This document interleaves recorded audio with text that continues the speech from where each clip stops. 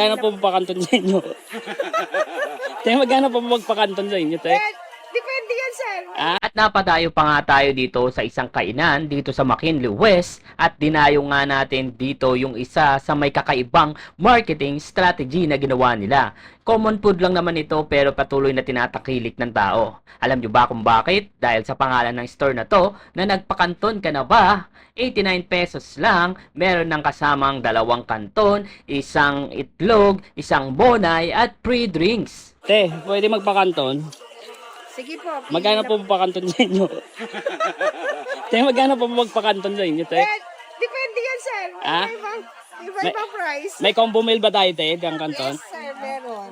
Magkano po yung combo meal number 1 natin? 89 pesos with free drinks. May drinks na. Yes, egg and bread na po.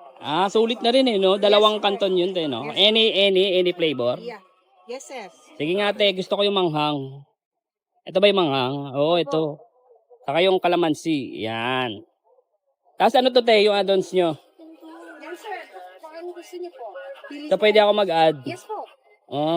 So, ano po yung best seller nyo dyan sa combo meal nyo? One. Yung 1, no? Sulit kasi, no? Yes. Pero sulit din naman yung combo 2 at saka 3 nyo, So, no? may dalawang hotdog na yan, sir. Anong lugar pala to, te, sa may, ano? Sa McKinley? McKinley, One World no? Square. Yes po. Sige, te. Upper McKinley po.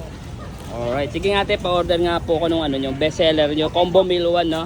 Yes po. Alright. So, te, ito na yun, yung 89. Yes, sir. Yan na po. Te, anong oras pala nag-open dito? 3 p.m. until 3 a.m. po. Anong araw-araw? Monday Okay. to Friday. Monday to Friday. So, guys, ito na yung ano natin. So, may kasama pang drinks to, no? Te? Yes po. Alright. Sige, sige.